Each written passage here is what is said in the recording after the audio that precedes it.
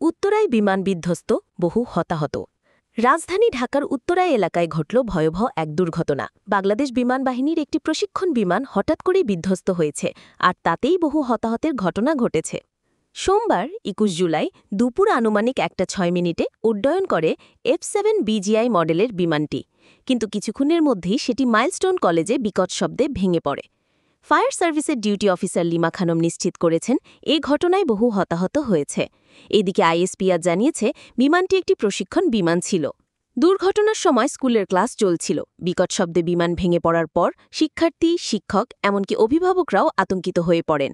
হঠাৎ করেই ছুটে আসে অভিভাবকরা। ঘটনাস্থলে দেখা যায় হইচই, কান্না আর আতঙ্ক। বিমান দুর্ঘটনার কারণ অনুসন্ধানে এরই মধ্যে কাজ শুরু করেছে সংশ্লিষ্ট বাহিনী। এই দুর্ঘটনা আবারও মনে করিয়ে দিল, প্রশিক্ষণ বিমানের নিরাপত্তা কতটা জরুরি, বিশেষ করে জনবহুল এলাকায়। উত্তরায় বিমান দুর্ঘটনা, নিরাপত্তা ও প্রশ্ন।